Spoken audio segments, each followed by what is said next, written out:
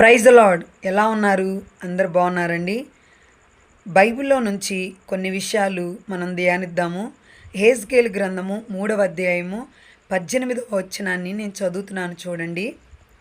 ఆవశ్యకముగా నీవు మరణము అవుదువని నేను దుర్మార్గుని గూర్చి ఆజ్ఞేయగా నీవు అతనిని హెచ్చరిక చేయకయు అతడు జీవించునట్లు తన దుర్మార్గతను విడిచిపెట్టవలనని వానిని హెచ్చరిక చేయకయు ఉండిన యెడల ఆ దుర్మార్గుడు తాను చేసిన దోషములను బట్టి మరణమవును గాని అతని రక్తమునకు నిన్ను ఉత్తరవాదిగా ఎంచుదును.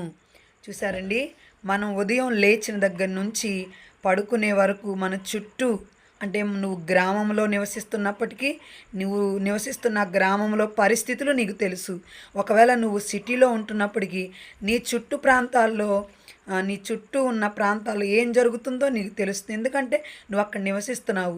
మరి అక్కడ కొంతమంది తాగుడికి బానిసలైపోయి, కొంతమంది వ్యభిచారానికి బానిసలై, కొంతమంది పాపానికి డ్రగ్స్కి బానిసలై ఉండి నీ నీ కంట్లో పడినప్పుడు నువ్వు మౌనంగా నాకెందుకులే అని చెప్పేసి అని మౌనంగా నీ పని నువ్వు చూసుకుంటూ వెళ్ళిపోతున్నావా?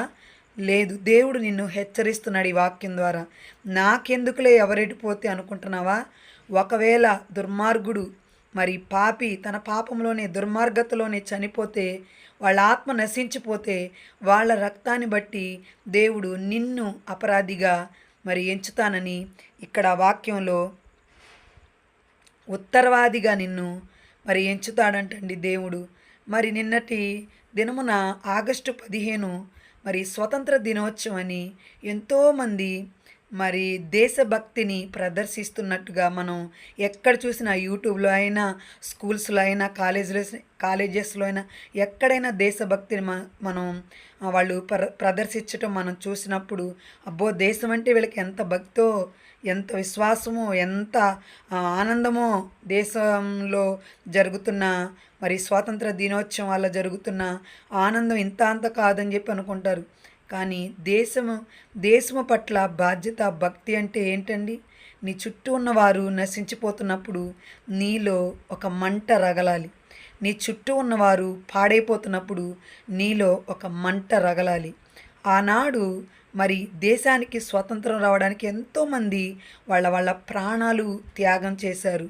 మరి ఈనాడు నీవు నిజంగా భారతదేశం మీద భక్తి, ప్రేమ, విశ్వాసం ఉంటే నువ్వు ఖచ్చితంగా భారతదేశం కొరకు ప్రార్థన చేయాలి. ప్రార్థన చేయకపోతే, వాళ్ళు ఒకవేళ పాపంలో చనిపోతే దేవుడు నిన్ను ఉత్తరవాదిగా చేయబోతున్నాడంట. ఇప్పటికైనా మేల్కొని ప్రార్థన చేయి. నీ చుట్టూ ఉన్న వాళ్ళ